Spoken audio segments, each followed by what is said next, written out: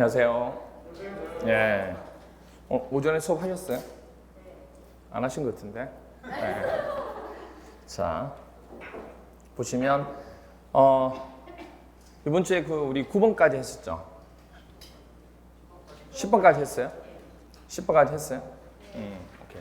10번까지 한글로.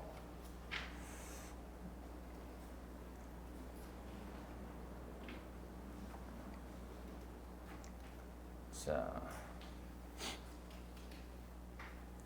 그러면 11번부터 우리 11번까지 했고 11번부터 도시 및 주거환경정비법령상 조합 설립에 관한 설명으로 옳은 것은 이렇게 되어 있습니다. 옳은 것은 자, 먼저 이 내용을 조금 하려고 하면 우리 이 이론 시간에 했던 거 이 부분을 좀 기억하고 계셔야 돼요. 정비사업 조합 설립 추진위원회의 구성 요건은 정비구역 지정 고시 전입니까 후입니까? 후죠 당연히. 그렇죠? 후. 그리고 위원장 포함해서 몇 명? 독수리 오용제. 그렇죠? 5명 이상 위원이 돼야 되고 토지정 소유자의 뭐죠? 가반수 동의를 해서 시장 군수 등한테 뭘 받아야 돼요? 인가 아니에요. 추진위원회는 뭐다? 승인. 그렇죠? 승인. 이렇게 됩니다. 그리고 업무 범위는 정비사업 전문관리업자의 선정 및 변경, 그리고 계략적인, 그러니까 어차피 조합 설립을 하기 위해서 만들어진 추진위원회이기 때문에 정비사업이 어떤 식으로 해나가겠다는 어떤 시행계획 작성에 대한 계략적인 부분은 들어가야 되겠죠. 그리고 설계자에 대한 선정과 변경, 그리고 조합 설립 인가를 받기 위한 준비 업무, 예를 들어서 뭐냐면 여러 가지 준비하기 위한 동의서라든지 그런 것도 있을 거잖아요. 조합 설립을 하기 위해서 그런 것들이 들어가야 될 겁니다. 자, 그러면 그리고 이제 정비사업 조합에 대해서 조금 보면 조합 성립 요건은 인가를 받은 날로부터 며칠? 30일이죠. 네, 30일. 30일 이내에 뭐 하면 성립돼요? 등기. 그죠? 조합을 우리가 설립하게 될 때 그때 인가를 받았다고 해서 조합이 성립되는 거 아니죠. 반드시 등기를 해야 성립이 된다는 거. 그리고 조합에 대한 명칭에는 정비사업 조합이라는 문자를 뭐한다? 사용하도록 돼 있죠. 해야 된다. 그리고 토지 등 소유자 동의 방법인데 동의 방법은 서면 동의서에다 뭐 해야 돼요? 그렇죠. 토지 등 소유자가 서명 적고 그리고 지장으로 날인해야 됩니다. 구두돼야 안 돼요? 안 된다고 그랬습니다. 그리고 동의자 수 산정은 토지 소유자고 건축물 소유자가 토지 소유자가 A고 건축물 소유자 B다. 그러면 대표하는 1인이에요? 아니면 각각이에요? 각각 따로따로 보죠. 각각 1인. 그러니까 이걸 제외한 나머지 부분에 대해서 우리 동의자 수 산정할 때는 거의 보면 대표 1인이 나옵니다. 그래서 대표 1인 또는 수에 관계없이 1인 이렇게 얘기합니다. 그리고 이제 총회에 대한 내용인데 총회 부분은 총회 소집하고 총회 의결이 나옵니다. 그때 이제 총회 소집은 조합장이 뭐죠? 직권으로 소집을 할 수 있고 또 하나 조합원 얼마? 5분의 1 이상 또는 대의원 뭐죠? 3분의 2 이상의 요구로 조합장이 뭐죠? 소집할 수 있습니다. 그런데 여기서 보통 조합원 5분의 1 이상이 뭐죠? 요구로 이루어지는데 그때 누구하고 관계 있는 거는? 임원하고 관계 있는 거 있죠. 임원하고 관계 있는 사항에 대해서는 5분의 1보다 더 엄격하게 합니까? 좀 더 완화합니까? 완화해야지만. 왜? 임원들일 땐 자기 입장에서 안 하려고 할 거잖아요. 그러니까 조금 더 완화시켜가지고. 그래서 사람 수가 좀 적더라도 빨리빨리 요구할 수 있도록. 그래서 정관의 개재사항 중에서 조합 임원에 대한 권리나 의무, 그리고 보수, 선임 방법, 변경 및 해임. 그러니까 조합 임원에 관한 내용이에요. 이런 부분에 대한 사항을 변경하기 위한 총회의 경우에는 5분의 1이 아니고 그것의 반. 그렇죠? 얼마? 그렇죠. 그 반 정도만 요구해도 되는 거예요. 10분의 1. 됐나요? 이렇게 됩니다. 그리고 총회 개최되기 전에 이렇게 소집을 하려고 하면 미리 알려줘야 되겠죠. 며칠? 7일. 7일 전까지 조합원에게 통지를 합니다. 아시겠죠? 그리고 이제 총회에서 의결한 사항인데 정관에 대한 변경은 총회에서 의결하도록 되어 있고요. 그리고 조합 임원에 대한 선임과 해임. 이거는 대의원이 대행할 수 없다고 그랬습니다. 그리고 이제 정비사업비에 대한 조합원별 분담 내용, 돈에 관한 내용들은 주로 총회 부분에서 한다고 그랬고, 청산금에 대한 징수나 지급, 돈이죠. 이런 부분들. 그리고 이제 의결한 방법인데, 보통 이런 의결을 할 때 안건에 대해서 내고 그거에 대해서 뭐 찬성이 얼마 이상 찬성돼야 의결되는 거 봐요. 가반수죠. 그래서 조합원 가반수의 찬성으로 보통 의결을 합니다. 그런데 사항 중에서 어떤 사항이 있냐면 돈에 관한 내용이 증가되는 거 있죠. 이거 보시면 정비사업비가 10% 이상 뭐 할 경우 늘어났잖아요. 그러면 이거는 가반수가 아니고 더 엄격하게 얼마? 엄격하다는 얘기가 너무 무조건 3분의 2예요. 그래서 3분의 2 이상의 찬성으로 의결합니다. 그죠? 가반수보다 더 엄격하다. 그럼 3분의 2예요. 항상. 그 다음에 직접 출석은 그러면 의결하게 되면 직접 출석하는 사람도 있어야 되잖아요. 아무도 없는 상태에서 할 수는 없어요. 그렇죠? 그래서 몇 프로 이상은 직접 출석해야 돼요? 10%. 100분의 10 이상은 직접 출석을 해야 됩니다. 그런데 우리가 의결 사항 중에서 또 이런 항목들에 대해서는 이것의 2배 정도는 또 출석하도록 요구하고 있어요. 처음 시작할 때 있죠. 창립 총회할 때.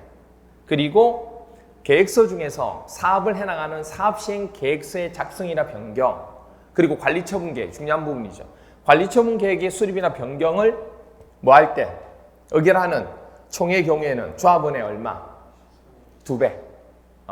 20% 이상이 직접 출석합니다. 이 사항만 20% 이상이 직접 출석하도록 돼 있다. 그 얘기입니다. 아시겠죠? 이렇게 기억해 주시면 됩니다. 자, 그러면 11번 문제 한번 쭉 보도록 할게요. 동그라미 1번 보시면, 여러분들 보시면 나와 있는 게 조합 설립 추진위원회가 수행할 수 있는 업무는 조합에 대한 정관의 초안 작성. 추진위원회가 하는 것은 정관에 대해서 시작하기 전에 초안 작성할 수 있는 거 맞죠? 그 다음에 또 조합 설립을 위한 창립총회 개최 맞죠? 처음 시작하는 거. 그리고 계략적인 정비 사업에 대한 시행 계획서 맞죠? 그리고 토지 등 소유자의 동의서 접수도 맞죠? 그런데 보시면 어떤 부분이냐면 이거죠.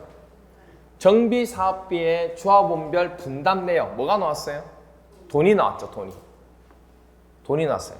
돈에 관한 내용은 추진위원회에서 하지 않습니다. 그럼 어디서 해요? 어디서? 총회에서 합니다. 총회에서. 아시겠죠? 이거는 조합 추진위원회에서 하는 게 아니고 총회에서. 돈에 대해서 나오면 총회에서 하게 된다는 거. 그래서 여기 보시면 나오죠. 이 부분. 안개장 우리가 42번에서 얘기했던 거. 추진위원회의 수행 업무는 정비사업 전문관리업자의 선정 및 변경. 이거는 추진위원회 업무도 되고 총회에서 의결하는 사항도 됩니다. 그리고 계략적인 정비사업의 시행계획 작성, 그리고 추진위원회 운영 규정에 대한 작성, 그리고 토지 등 소유자의 동의서 접수, 그리고 조합의 설립을 위한 창립총회 개최, 그리고 조합 정관의 초안 작성. 그런데 정관을 변경한다든지 정비사업 전문관리업자의 선정, 이건 같은 거고, 조합 임원에 대한 선임과 해임, 그리고 무슨 그 다음 무슨 돈에 관한 내용이 나오면 이건 어디서? 총회에서 한다는 거. 그렇죠? 이게 안기장 하면서 다 했던 부분 중에 하나예요. 여러분들은 항상 새롭게 느껴지겠지만 다 했던 부분 중에 하나입니다. 이렇게. 그래서 1번 부분은 틀리게 됩니다. 뭐 때문에 틀린 거죠?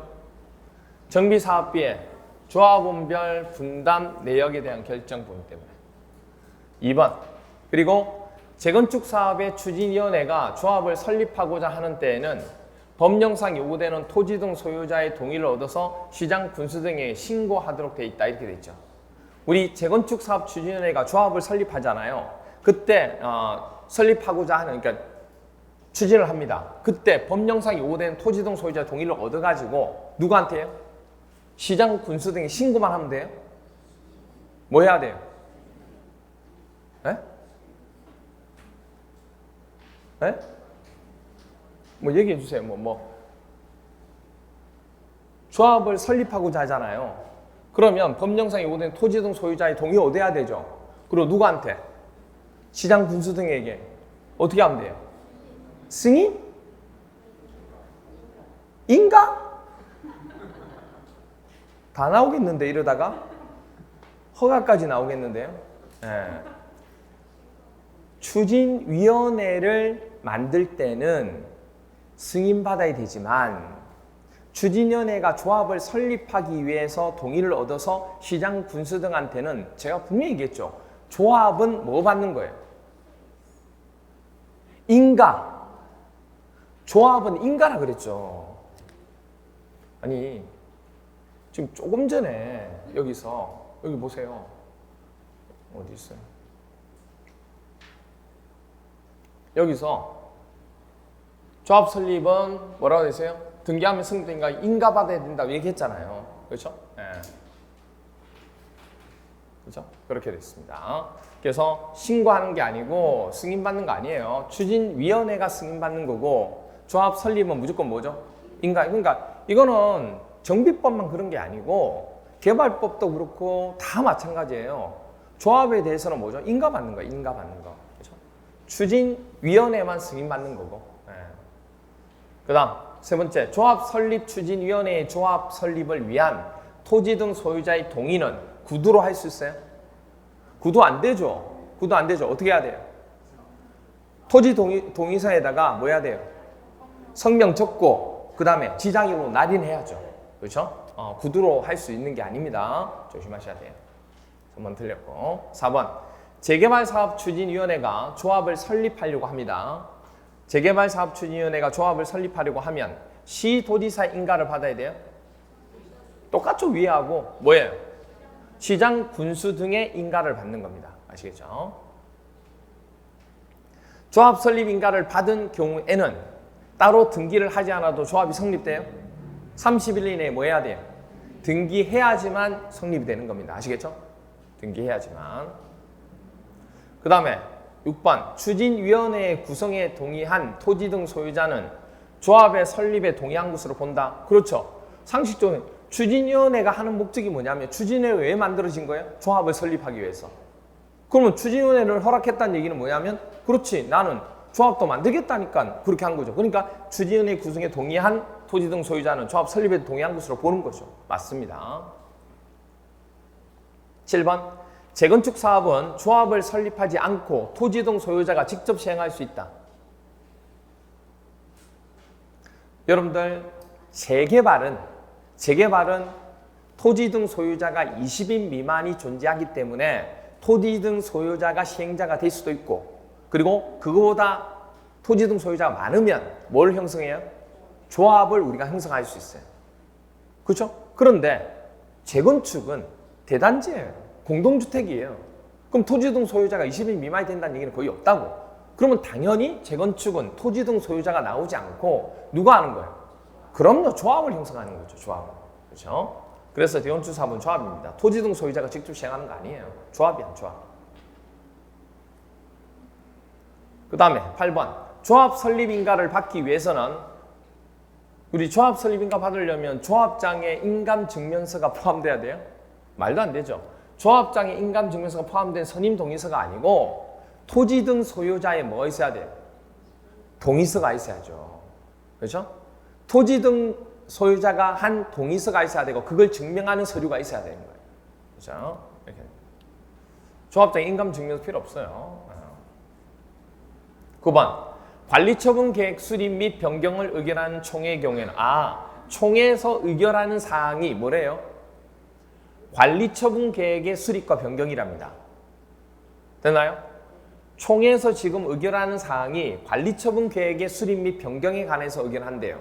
어떤 항목을 의결하느냐가 되게 중요해요.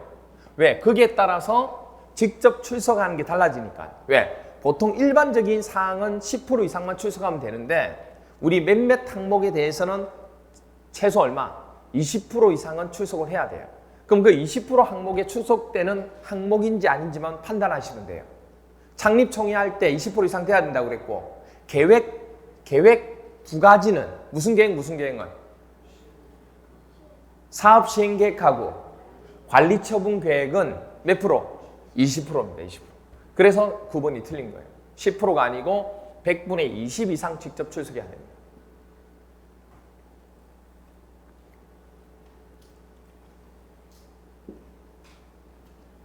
그 다음 10번. 정비사업비가 100분의 10% 이상 늘어나는 경우가 됩니다. 그렇죠? 정비사업비가 10% 이상 늘어나는 경우에는 조합은 과반수 찬성으로 의결해야 된다. 맞나요? 보통 거의 다가 우리가 뭐 하는 거에서는 조합원에 대한 그 총회에 대해서 의결을 해나갈 때는 과반수 의결로 찬성하는 거 맞죠? 그런데 딱 뭐가 있었냐면 물론 이거 말고도 있겠지만은 정비사업비가 몇 프로? 10% 이상 늘어날 때는 과반수가 아니고 얼마? 3분의 2. 조합원 3분의 2 이상의 찬성으로 의결해야 됩니다. 아시겠죠? 11번 토지 등 소유자가 재개발 사업을 시행하고자 하는 경우에는 토지 등 소유자가 재개발 사업을 시행하고자 합니다. 그럴 때는 토지 등 소유자로 구성된 조합을 설립한 그럼 토지 등 소유자가 시행자가 됐는데 그러면 토지 등 소유자가 직접 하든지 아니면 뭐죠? 그죠? 다른 하고 같이 하든지 그렇게 하면 돼요. 공동으로 하든지. 근데 갑자기 토지 등 소유자로 구성된 조합을 설립한다? 아니요. 조합이 성립이 안 되니까 20명 미만이라서 안 되니까 지금 토지 등 소유자가 시행자가 됐는데 갑자기 왜 조합을 구성해야 된다고 돼 있어요? 말도 안 되는 거죠. 그렇죠? 네. 10번 틀렸고 12번 조합 설립 인가 후에 시장 군수 등이 토지주택공사 등을 사업 시행자로 지정 고시한 때에는 그 고시 일에 조합 설립 인가가 취소된 것으로 본다. 취소는 좋은 거예요? 나쁜 거예요? 나쁜 거죠. 그럼 그날이에요? 다음이에요? 다음날. 안 좋은 거는 다음날. 그래서 취소는 다음날입니다. 그래서 고시한 때는 그 고시일이 아니고 고시일 다음날에 조합 설립 인가가 취소된 것으로 보는 겁니다. 됐죠? 그 다음 12번. 우리 12번 문제. 10문제는 도시 및 주거 환경 정비 법령상 조합에 관한 설명으로 옳은 것은? 그렇죠? 조합에 관한 설명으로 옳은 겁니다.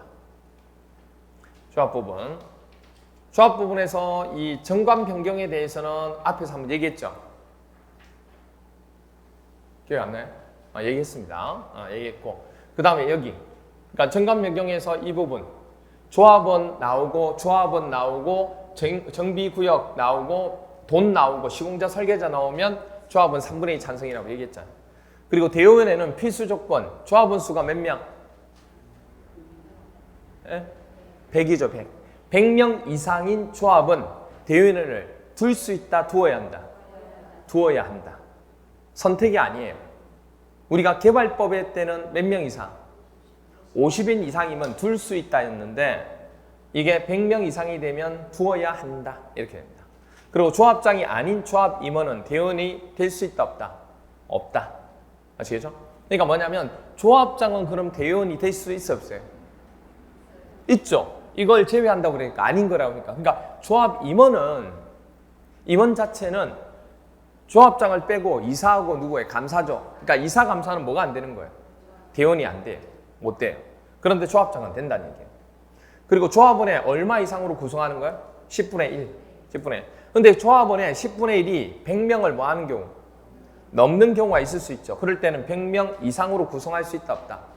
있다. 이렇게 됩니다. 그 다음 총회 권한대행. 총회 의결사항 중에서 임기 중 고리된 자, 누군 제외하고? 조합장은 제외하고 복을 선임하는 경우는 총회 권한 대행을 대의원이 할 수 있다, 없다? 있습니다. 있습니다. 누구는 안 되지만 조합장에 대한 복을 선임은 안 돼요. 근데 조합장을 제외한 나머지 임원에 대해서는 혹시라도 중간에 뭐죠? 결혼이 될 수 있잖아요. 그러면 복을 선임할 수 있다 그 얘기입니다. 그렇죠? 그 다음에 조합 임원과 대의원의 선임이나 해임. 임원에 대한 선임은 해임은 총회 권한 대행이 안 되죠. 대의원이. 그럼 총회가 직접 해야 돼요. 의결사항.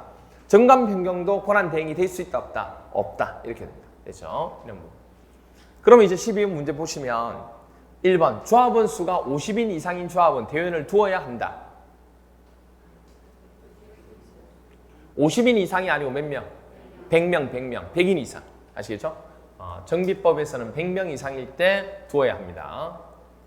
두 번째, 대의원에는 조합원의 10분의 1 이상으로 구성하는 거 맞고 다만 조합원의 10분의 1이 100명을 넘는 경우일 때는 조합원의 10분의 1 범위에서 100명 이상으로 구성할 수 있다, 없다? 있다.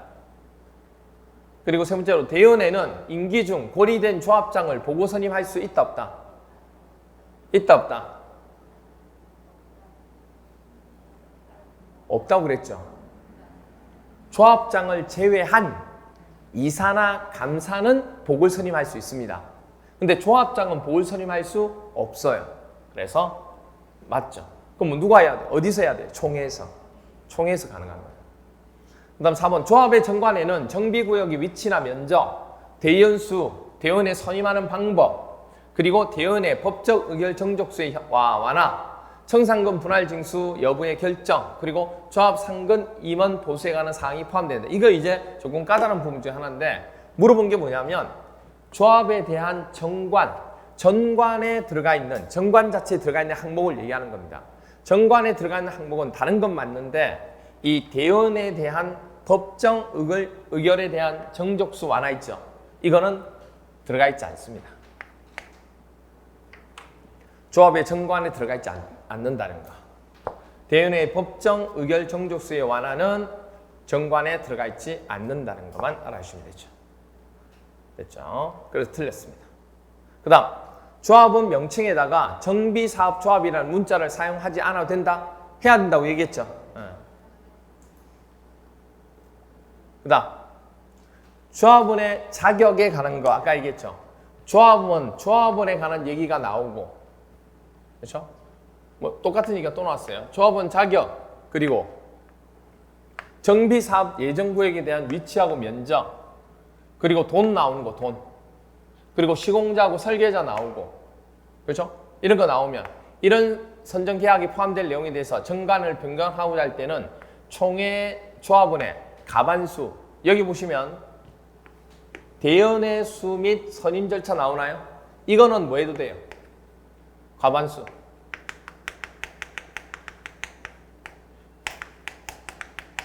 이건 과반수 찬성으로 가능합니다. 근데 나머지 사항은 아까 제가 뭐라고 그랬어요? 조합원의 3분의 2. 그렇죠? 나머지는 3분의 2 이상 찬성으로. 저기 나와 있는 대연수 및 선임 절차만 과반수 찬성으로 얘기하는 겁니다. 나머지는 3분의 2 이상이 된다는 거.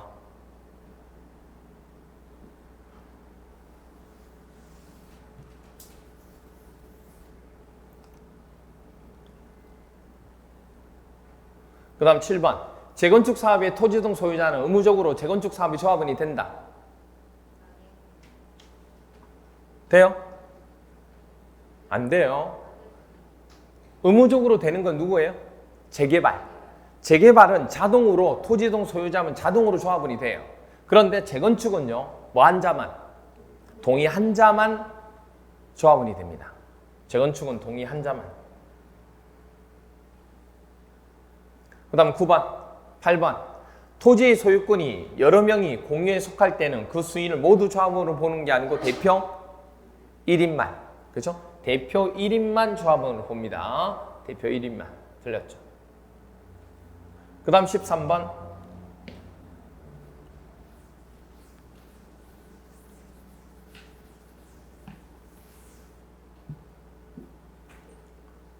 조합 임원에 관한 설명으로 옳은 겁니다. 임원에 대해서는 이거 밑에 있는 조합원에 대한 자격하고 임원에 대해서 좀 알고 계셔야 돼요. 일단 조합원은 토지 등 소유자이어야 합니다. 그리고 재건축 사업은 아까 얘기했죠. 조합 설립에 뭐 해야 돼? 동의 한 자만 조합원이 됩니다. 그런데 누구는? 재개발 사업은 동의 없이도 자동으로 된다는 거.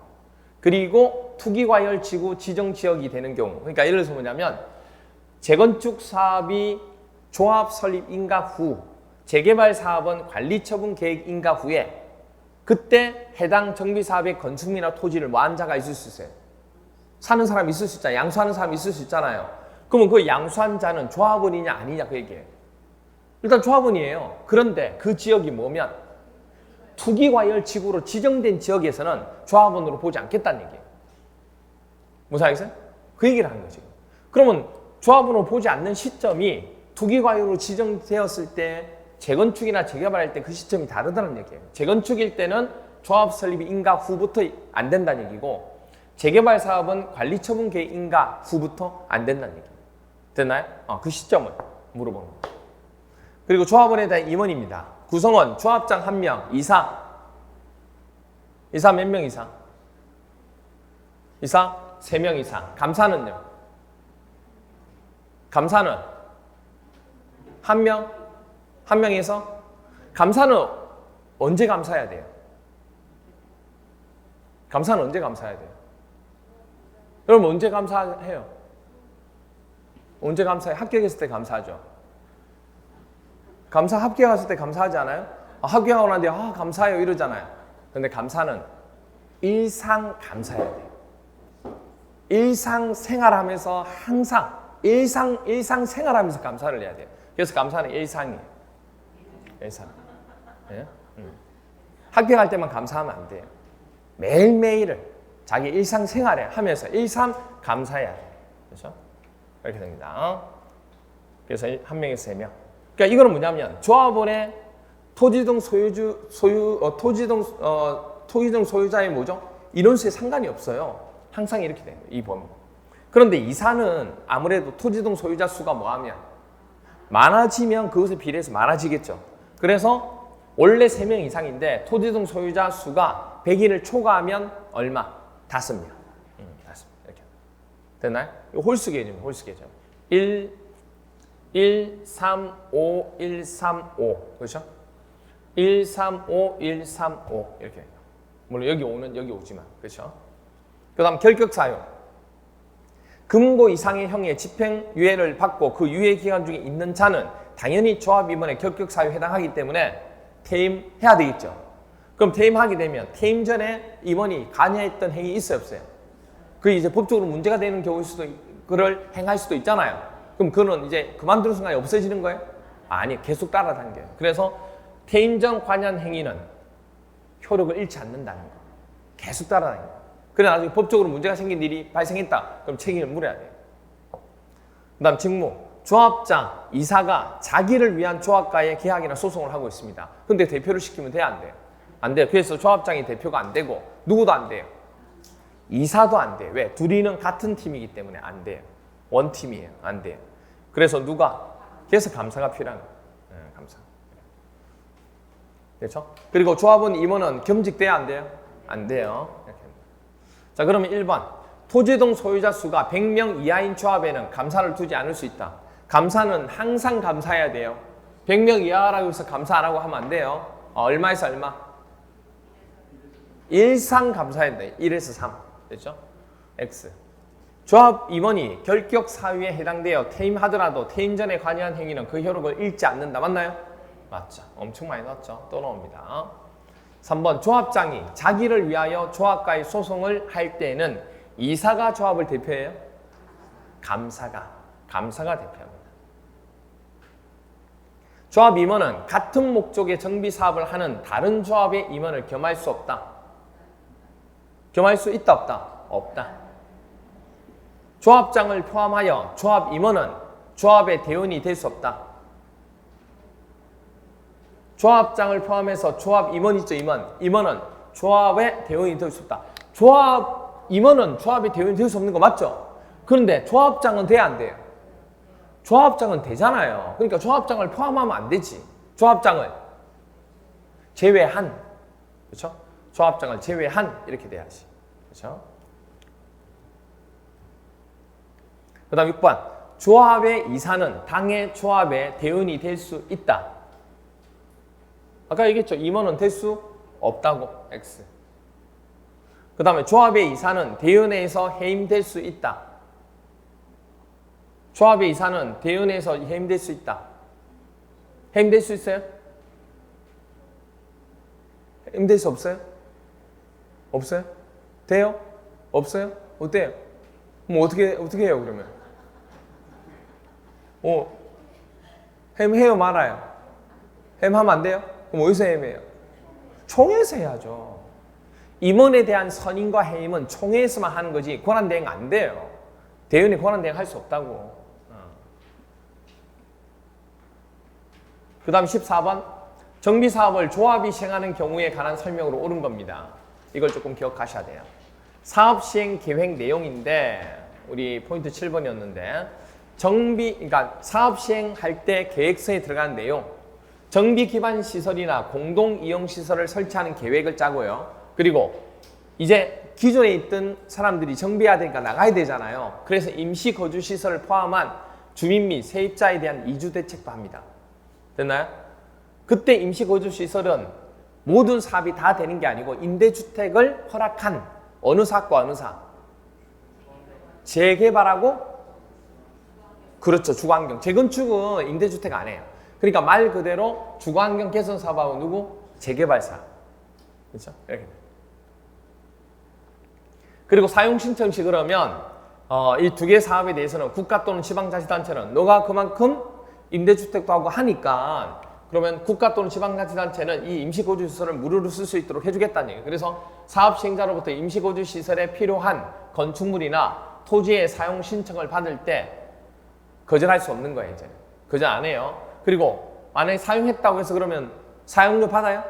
안 받아요. 빌려주니까 빌리는 거 받아요? 아니요. 사용료 대부분 받지 않습니다. 면제. 그런데 딱 하나 어떤 경우냐면 거절할 수 있는 케이스가 딱 있어요. 왜? 제3자와 그 부분을 계약을 한 거예요. 임시거주 부분하고. 그러면 받아들일 수가 없잖아요. 그때만 거절할 수 있지. 그 외에 나머지는 거절할 수가 없습니다. 이렇게 돼요. 그렇게 되고 그 다음 계획서에는 사업 시행 기간 동안 정비구역 내에 가로등을 설치해줘야 돼요. 왜? 어둡고 막 하니까 범죄 부분이 발생할 수 있잖아요. 그리고 CCTV도 설치해서 범죄 예방 대책을 세우고 그리고 건축물의 높이나 용적률을 어떤 식으로 해줄 건지 그런 건축 계획 그리고 교육시설의 교육환경 보호에 관한 계획을 우리 사업 시행 계획서에 적도록 되어 있다. 그 얘기입니다. 그러면 1번 볼까요? 정비 사업의 시행으로 그 설정 목적을 달성할 수 없게 된 전세권자는 그렇죠. 정비 사업 시행을 하게 되면 설정 목적을 달성하게 된 전세권자가 있을 수 있죠. 그러면 전세권자는 계약을 해지하겠죠. 그리고 사업 시행자에게 그 전세금 반환 청구권을 행사할 수 있다 없다? 당연히 있어야죠. 그렇죠? 네. 그 다음에 사업 시행자는 사업 시행 인가를 신청하기 전에 미리 총회를 개최해서 조합원의 동의를 얻는 거 맞죠? 그리고 사업을 시행하고자 하는 경우 시장 군수 등에게 사업 시행 인가를 받아야 된다. 맞나요? 맞아요? 사업 시행자는 사업 시행 인가를 뭐 한다고요? 신청하기 전에 미리 총회를 개최해서 조합원의 동의를 얻는 거 맞잖아요. 그리고 사업을 뭐 하고자 할 때, 실제로 시행하고자 할 때는 누구한테? 그렇죠. 시장 구성할 때 사업 시행에 대해서 항상 계획서를 짰으면 그 계획서에 대해서 인가를 받아야지. 맞네요. 틀린 게 없어요. 그 다음에 3번. 사업 시행자는 재건축 사업의 시행으로 철거되는 주택의 소유자 또는 세입자에게 해당 정비구역 안과 밖에 위치한 임대주택 등의 시설에 임시로 거주하게 하거나 주택자금의 융자를 알선하는 등 임시거주에 상하는 조치를 해야 된다. 맞나요? 맞아요? 틀렸죠. 뭐 때문에 틀렸어요? 그렇죠. 제가 아까 얘기했잖아요. 임시로 쓸 수 있게 해주는 것은 재건축은 안 돼요. 그럼 누구하고 누구? 재개발하고 주거환경 개선사. 재건축은 임시 부분 쓸 수 있는 게 안 돼요. 이런 혜택이 없어요. 그래서 재건축 안 됩니다. 재개발하고 주거환경 개선사. 그 다음 사업 시행자가 재개발 사업의 시행으로 철거되는 주택의 소유자 또는 세입자를 위하여 국가의 시설을 임시수용시설로 사용한 경우 그 사용료 또는 대부료는 면제됩니까? 아니면 일정 금액 내야 됩니까? 면제되는 거죠. 면제. 일정 금액 납부하도록 하는 거 아니에요. 아예 면제가 됩니다. 그 다음 5번. 사업시행자는 사업시행계획 인가를 신청하기 전에 미리 총회 의결을 거쳐야 되는 거 맞나요? 그렇죠. 그리고 인가받을 사항을 변경할 때도 변경할 경우에는 그러하지 아니하다. 변경할 때도 변경 인가 받아야 돼, 안 받아야 돼요? 받아요. 그렇게 해야 돼요. 인가를 받을 때도 당연히 사업시행에 대해 인가를 받아야 되고 인가한 사항을 변경할 때도 변경 인가를 받는다는 거. 변경 인가 받는다는 거. 6번. 인가받은 사업시행 계획 중에서 건축물이 아닌 부대시설이나 복리시설이 있을 수 있죠. 이런 시설의 위치를 뭐하고자 할 때? 변경하고자 하는 경우에는 당연히 변경 인가 받아야 돼, 안 받아야 돼요? 받아야 돼. 이건 경미한 변경 아니에요. 위치를 변경하잖아, 위치를. 무사했어요? 그럴 땐 변경 인가 받아야 신고만 하면 되는 게 아니에요. 그 다음에 사업시행계획서에는 일부 건축물의 존치 또는 리모델링에 관한 내용이 포함될 수 없다. 있죠. 있습니다. 그러니까 이게 싹 다 허문다고 보통 되어 있지만 어느 일부, 다는 아니에요. 일부를 남기고자 하는 경우도 있을 수 있습니다. 얼마 안 됐다든지 아니면 필요해서. 그리고 또 어떤 일부는 리모델링해서 쓰겠다는 것은 허락할 수 있습니다. 그렇죠? 포함될 수 있다는 거. 재건축 사업의 사업 시행자는 사업 시행으로 이주하는, 자, 이주하는 얘기가 나오고 임시로 쓸 수 있도록 해준 거는 누구하고 관계없어요. 재건축하고 관계없어요. 누구하고 관계 있어요? 재개발이지, 재개발. 또 상가니까 재개발이죠. 주거환경 개선 사업보다 재개발이죠. 그렇죠? 9번.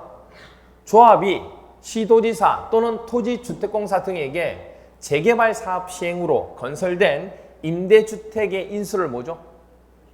요청하는 경우입니다. 그렇죠? 조합이 시도지사 또는 토지주택공사 등에게 재개발 사업 시행으로 건설된 임대주택의 인수를 뭐 한다고요? 요청하는 경우 토지주택공사 등이 우선하여 인수해야 된다. 맞나요? 아니에요. 이거 한번 볼까요? 이거 암기장 79번입니다. 여러분 처음 본다 생각할 수 있지만 다 한글하는 거. 이게 왜 반복이 중요하냐? 왜 반복이 중요하냐? 여러분은 다 했다고 생각하고 한다고 생각하지만 왜 새로우냐? 한 건데도 불구하고 다른 이유 없어요. 제가 누누이 얘기했잖아요. 반복이라고. 공법만큼 반복을 요하는 게 없어요. 왜? 휘발성이 강하니까. 정말 기아펜하고 똑같아요. 기아펜 아시죠? 적으면 몇 분 있으면 다 날아가잖아요. 그 다 날아갈 듯이 몇 분이 뭐예요? 기아펜보다 더 빠른 속도로 날아갈 수도 있어요. 그렇죠? 네, 이렇게. 그래서 어떻게 해야 돼요? 보통 그런 얘기 하잖아요. 사랑은 연필로 쓰세요. 쓰다가 뭐죠? 그 다음에 틀리면 지우기가 안 되니까. 지우기가 어렵잖아요. 뭐 할 때 어려웠죠? 쓰다가 하여튼 몰라요. 하여튼 그렇고. 네. 이 노래를 안다는 것은 나이대가 나타난다는 얘기. 이 노래를 안다는 것은 나이대가 나타난다는 얘기예요. 모르시죠? 모르잖아. 여기에도 모르는 사람이 있다는 거. 그렇죠. 모르잖아요. 뭔 얘기를 하고 있는 거지? 그래서. 무슨 노래지? 모르잖아. 전영록 모르시죠? 전영록. 모르잖아. 전영록 모르잖아요. 전영록 모르시잖아요. 전영록을 안다는 것은 대충 나이대가 나옵니다. 자, 그래요. 종이약 이런 거 모르시죠? 그래요. 모르시죠?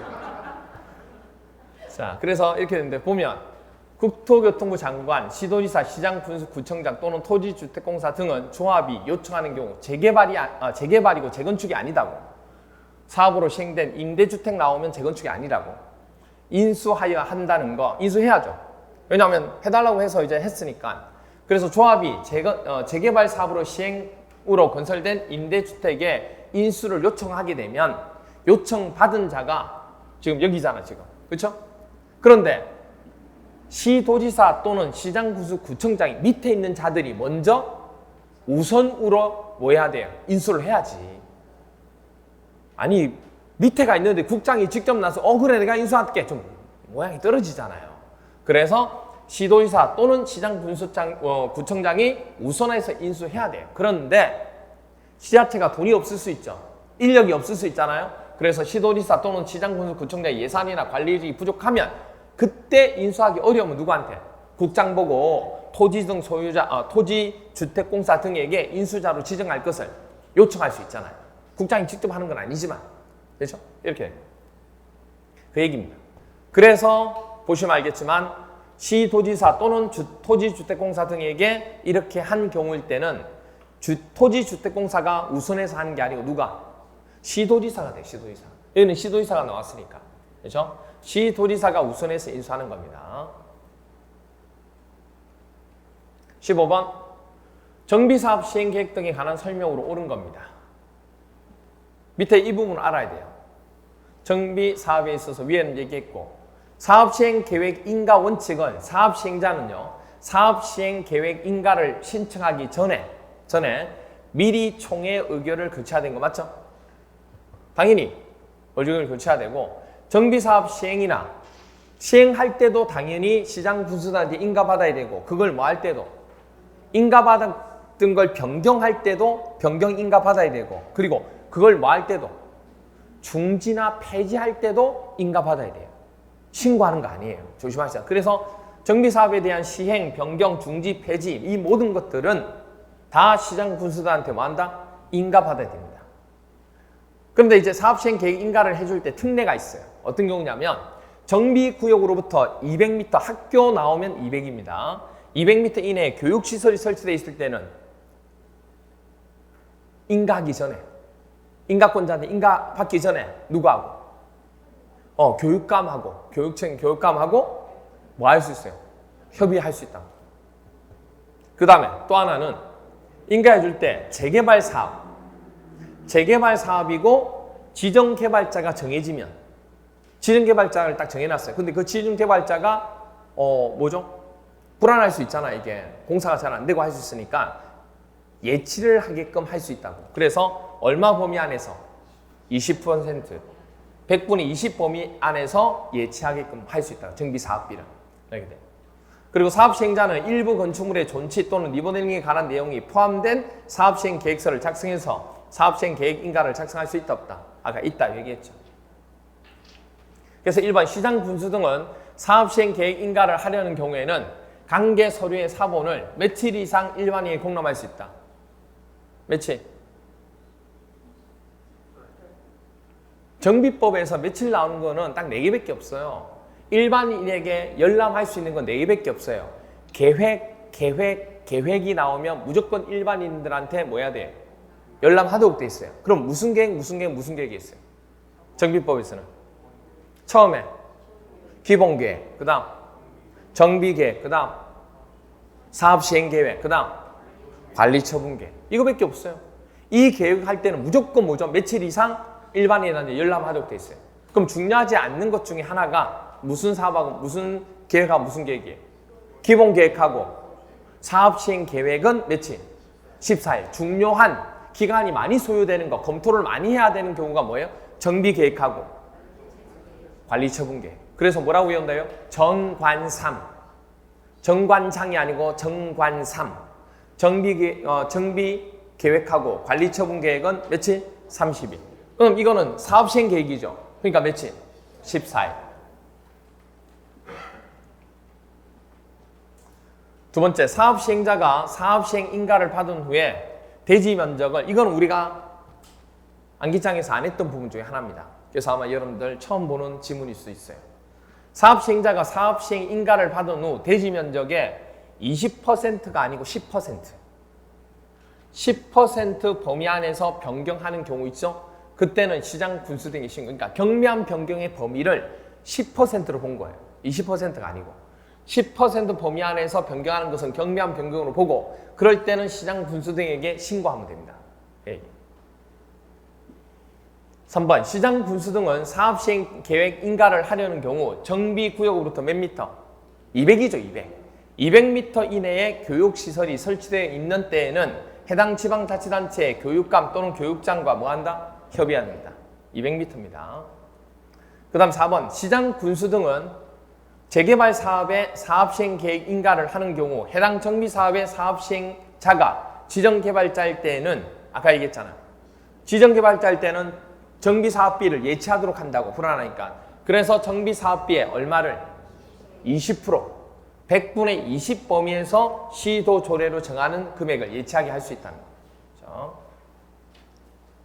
그 다음에 사업시행 계획서에는 사업시행 기간 동안 정비구역 내에 가로등 설치나 폐쇄로 텔레비전 등 설치 등 이런 걸 해야 범죄 예방 대책이 될 수 있으니까 이건 포함되어야 한다. 맞죠?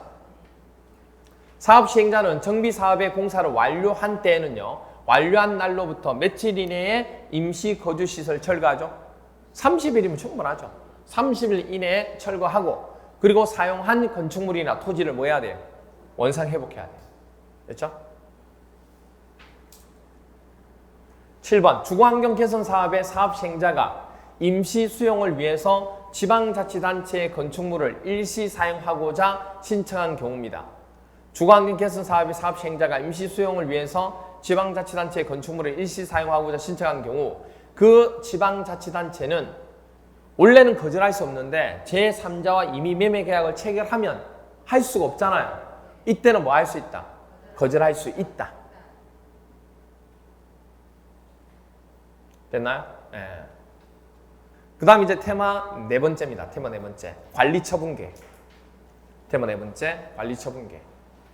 16번.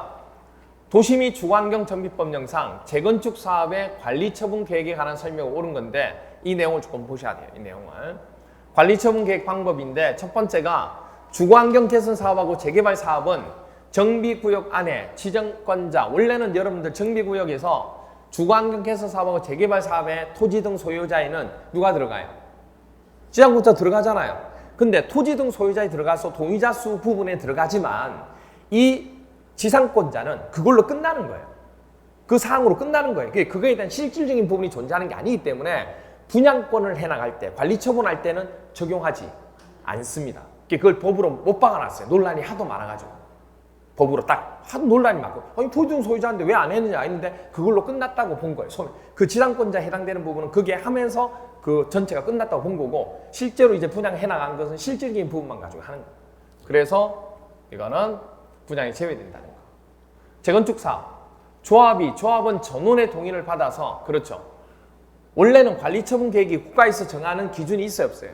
있는데 이 재건축 사업이 정말 사적인 부분의 개량이 엄청나게 강한 게 이것까지 바꿀 수 있다는 얘기예요. 조합은 전원의 동의를 받잖아요. 그럼 관리처분 국가에서 정한 기준을 하지 않고 따로 정할 수 있다 없다? 있어요. 네. 그 다음에 조성된 대지나 건축물은 무엇에 따라서? 관리처분 계획에 따라서 처분이나 관리하면 돼요. 그리고 또 하나 정비사업을 통해서 분양받을 건축물이 세대수 증가에 해당하는 경우 있죠. 이럴 때 이 세대수 증가가 되면 이게 참 애매한 경우가 생길 수 있다고요. 이 목적이 말 그대로 정비구역이 지정되니까 분양권을 많이 받으려고 세대수를 증가시킬 수 있잖아요. 그래서 그 시점을 딱 명확하게 해서 이걸 기준으로 해서 이 전까지는 인정해 주는데 세대수가 증가하더라도 그 다음 기준으로 다음부터는 이렇게 세대수를 증가하더라도 인정 안 해주겠다. 그 기준을 정해놓자는 얘기예요. 그래서 그 기준을 정해놓은 게 뭐냐면 여기 보시면 정비구역의 지정 및 고시가 있은 날 정비구역의 지정이나 고시가 딱 있잖아요. 그럼 그 다음부터는 그걸 기준점이 되는 거예요.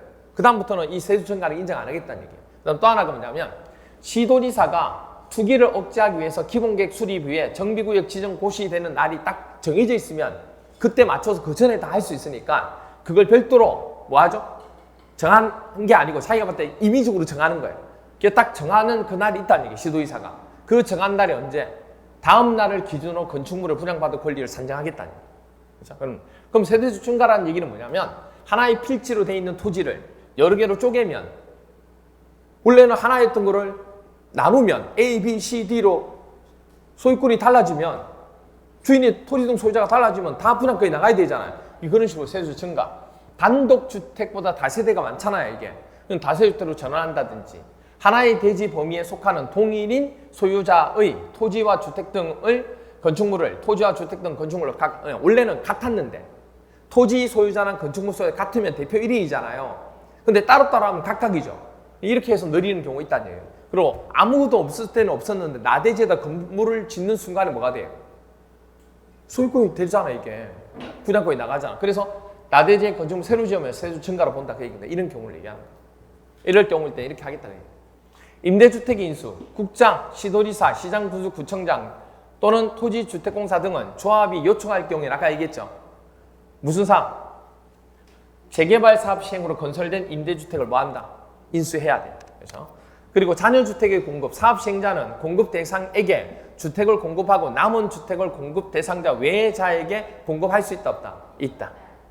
그리고 국장, 시도지사, 시장, 군수, 구청장 또는 토지주택공사 등은 정비구역에 세입자와 대통령령으로 정하는 면적 이하의 토지 또는 주택을 소유한 자에 뭐가 있으면 요청이 있다. 임대주택에 대해서 요청이 있다는 얘기예요. 그러면 그 인수한 임대주택의 일부를 뭐로 해달라고 하면 주택법에 따른 토지 임대부 분양주택으로 해줄 것을 요청하면 그렇게 전환해서 공급하도록 합니다. 해야 돼. 할 수 있다가 아니라 해야 된다. 그러면 토지 임대부 분양주택이 뭐냐면 토지 소유자는 누가 되고 사업시행자가 되고 건물만 분양을 해주는 거예요. 그러니까 땅은 누가 가지고 있는 거예요? 사업시행자가. 그러니까 땅을 빌려준 거예요. 건물 짓도록. 건물은 자기 거지만 무슨 말이가 돼? 이걸 토지 임대부 뭐라고 그래요? 분양주택이라고 그럽니다. 그래서 보시면 1번 사업의 시행으로 조성된 대지는 관리처분 계획에 따라서 관리해야 된다. 맞죠? 사업 시행에 조성된 대지는 관리처분 계획에 따라서 관리하면 되죠. 그 다음에 분양신청 기간은 분양신청의 대가 누구예요? 362 20일이죠. 20일. 분양신청 기간은 통지한 날로부터 30일 이상 60일 이내. 다만 사업 시행자는 관리처분 계획 수립에 지장이 없다고 판단하는 경우 분양신청 기간을 20일 범위에서 한 차례만 연장할 수 있습니다. 그 다음에 관리처분 계획에는 분양 대상자별 종전 토지 또는 건축물의 명세 및 사업시행 계획 인가 고시가 있었나를 기준으로 한 가격이 포함되지 않는 게 아니고 포함돼야죠. 관리처분 계획에는 분양 대상자별 종전의 토지 또는 건축물의 명세 및 사업시행 계획 인가 고시가 있었나를 기준으로 한 가격이 포함되도록 합니다. 아시겠죠? 포함되지 않는 게 아니고 포함돼야죠. 그 다음에 재건축 사업의 관리처분 기준은 조합원 전원의 동의를 받더라도 법령상 정하여진 관리처분 기준과 달리 정할 수 없어요? 아까 있다고 얘기했잖아요. 그렇죠? 재건축 사업의 사업 시행자는 관리처분 계획을 수립하여 시장 군수 등의 인가를 받아야 하며 당해 관리처분 계획을 중지하는 경우에는 시장 군수 등의 중지, 폐지, 변경할 때도 뭐 해라고 그랬어요? 인가 받아야 된다고 했죠. 인가 받아야 된다.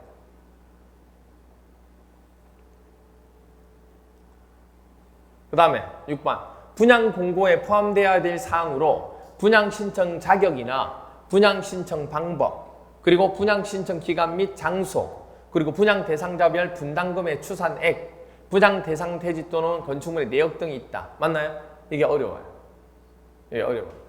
제가 수업 시간에 분양 공고에 포함되는 사항하고 분양 통지할 때 포함되는 사항 두 개 헷갈리면 안 된다고 했던 거 기억나요? 나요? 진짜 나요?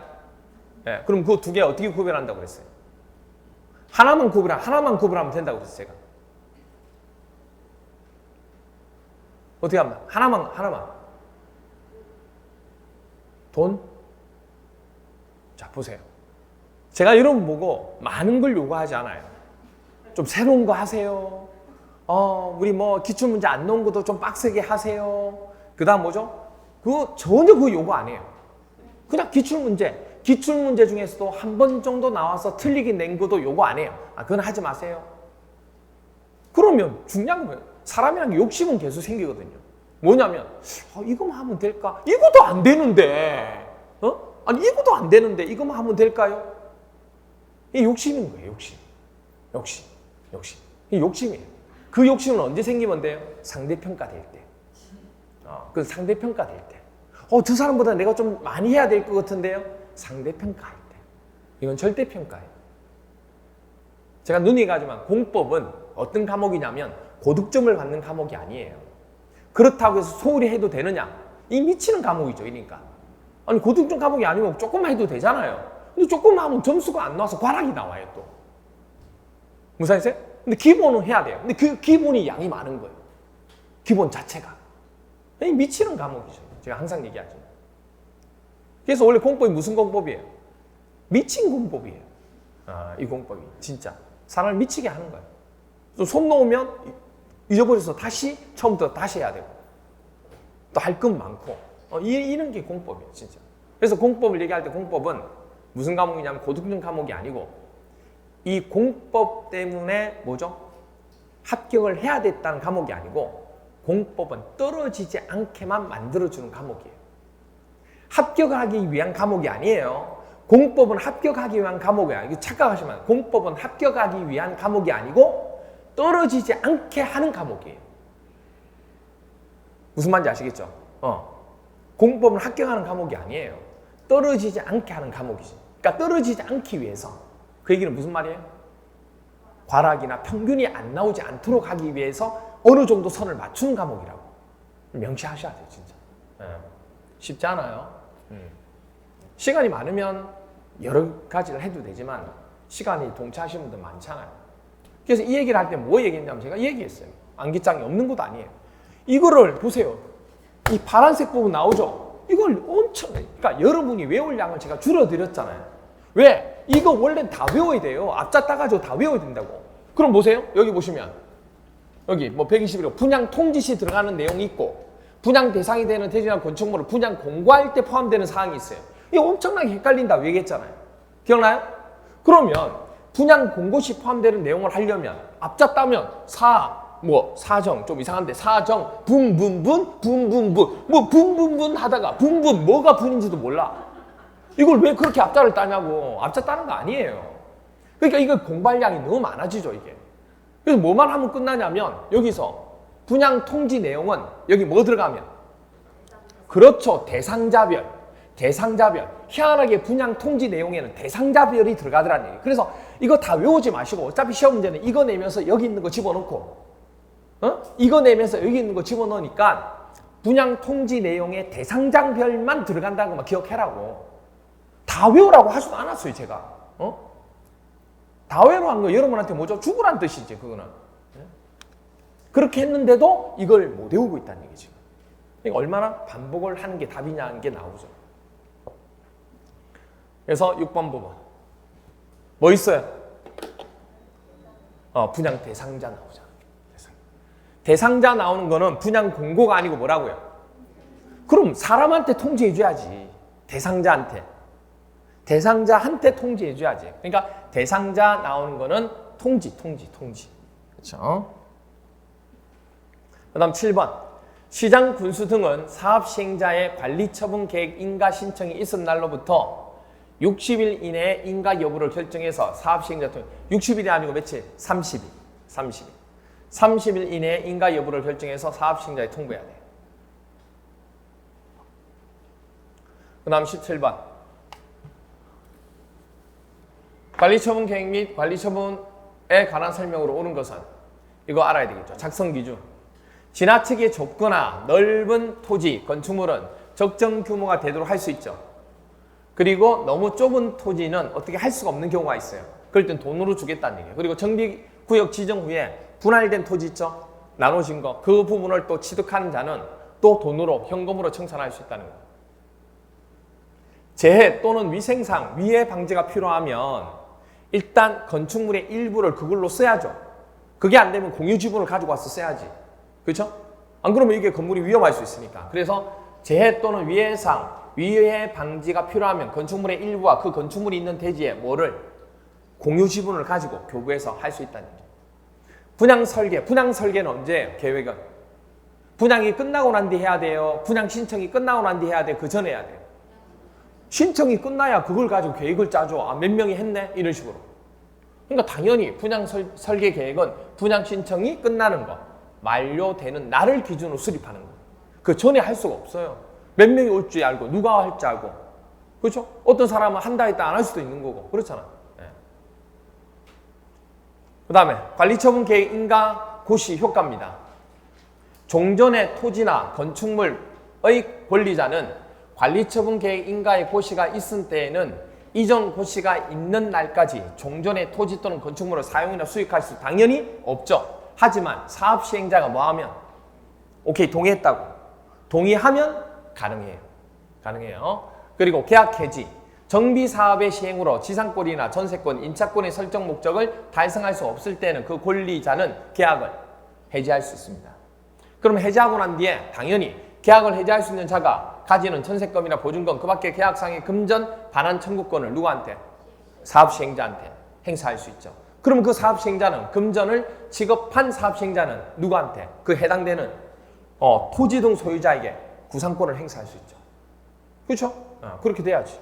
그죠? 쿵짝이 쿵짝 이렇게 돼야지. 내가 이렇게 했으니까 너는 이렇게 돼야지. 기브 앤 테이크라고 얘기하죠. 그렇진 않겠지만 그렇게 돼요. 그 다음에 기존 건물의 철거 시기, 사업 시행자는 관리처분 계획 인가를 받은 후에 기존 건물을 철거해야지. 아니 관리처분 계획 인가가 안 났는데 미리 허물으면 어떻게 하려고 나중에. 근데 예외적으로 이런 수도 있어요. 시기 조정을 하는 경우도 있습니다. 사업 시행자는 폐공가의 밀집으로 범죄 발생 우려가 있을 수 있죠. 계속 놔두면 인가 안 받더라도. 그래서 기존 건축물 소유자의 동의 및 시장 인가권자인 시장 부수 등이 뭘 받아서 허가를 받아서 미리 조치할 수도 있다는 거예요. 철거할 수도 있다. 1번 재개발 사업의 관리 처분은 정비구역 안에 지상권자에 대한 분양을 포함해야 하네요. 지상권자 들어가지 않는다고 그랬습니다. 제외한다. 포함하지 않는다는 거. 재해 또는 위생상의 위해를 방지하기 위하여 토지의 규모를 조정할 특별할 필요가 있는 때에는 관리처분 계획으로 건축물의 일부와 그 건축물이 있는 대지의 공유 지분을 교부할 수 있다 없다? 있다. 지나치게 좁거나 넓은 토지 또는 건축물은 넓히거나 좁혀서 대지 또는 건축물이 적정 규모가 되도록 할 수 있다 없다? 있죠. 있죠. 그 다음 너무 좁은 토지 또는 건축물이나 정비구역이 지정 후 분할된 토지를 취득한 자에 대하여는 현금으로 청산할 수 있어 없어요? 있죠. 있죠. 분양 설계에 관한 계획은 분양 신청 기간이 시작한 날을 기준으로 해서 수립한다. 여러분 분양 설계를 하려고 하면 신청 기간이 끝나야죠. 시작하는 날 하면 어떻게 해요? 끝나야지. 만료하는 날을 기준으로 한다. 만료. 시작하는 날이 아니고 만료하는 날을 기준으로 해서 수립합니다.